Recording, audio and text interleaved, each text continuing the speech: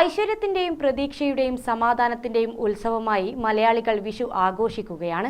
മലയാള മാസം മേടം 1-നാണ് വിഷു പിറന്നത്. രാവും പകലും തുല്യമായ ദിവസമാണ് വിഷു. എല്ലാ മാന്യപ്രേക്ഷകർക്കും വിഷു ആശംസകൾ.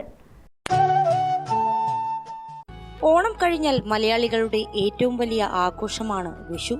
അടുത്ത ഒരു കൊല്ലത്തെ ഫലത്തെക്കുറിച്ചും ഇക്കാലയളവിൽ ജനങ്ങൾ ചിന്തിക്കുന്നുവെന്നതാണ് പ്രത്യേകത. വിഷുഫലം എന്നാണ് ഇതിനു പറയുക. വിഷുക്കണി ഒരുക്കുക, കണി കാണുക, കൈനീട്ടം വാങ്ങുക, പുതുവസ്ത്രങ്ങൾ ധരിക്കുക, കുടുംബാംഗങ്ങൾ ഒന്നിച്ചിരുന്ന് വിഷുസദ്യ കഴിക്കുക തുടങ്ങിയവയാണ് വിഷുവിന്റെ പ്രധാന ചടങ്ങുകൾ.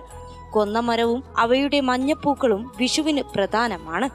കേരളത്തിൽ മാത്രമല്ല, അയൽ സംസ്ഥാനങ്ങളിൽ അതിർത്തിയോട് ചേർന്ന് കിടക്കുന്ന പ്രദേശങ്ങളിലും വിഷു ആഘോഷിക്കാറുണ്ട്. ഇന്ത്യയിലെ മിക്ക സംസ്ഥാനങ്ങളിലും സമാനമായ ആഘോഷങ്ങളുണ്ട്. അവയെല്ലാം ഭാരതത്തിൽ മുൻപ് നിലവിലിരുന്ന പഞ്ചാംഗം പ്രകാരമുള്ള വർഷാരംഭത്തിന്റെ ആഘോഷമാണ്. പൊലിക പൊലിക ദൈവമേ തൻ നെൽ പൊലിക എന്നും മറ്റുമുള്ള പുള്ളുവപ്പാട്ടും വിഷുവിന്റെ ഐശ്വര്യദായക സ്വഭാവത്തെയാണ് കാണിക്കുന്നത്. വിഷുവിന് ചെയ്യുന്ന കാര്യങ്ങളുടെ ഫലങ്ങൾ അടുത്ത ഒരു കൊല്ലക്കാലം നിലനിൽക്കുന്നു എന്നതാണ് വിശ്വാസം.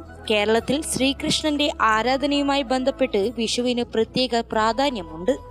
News desk Ramika news.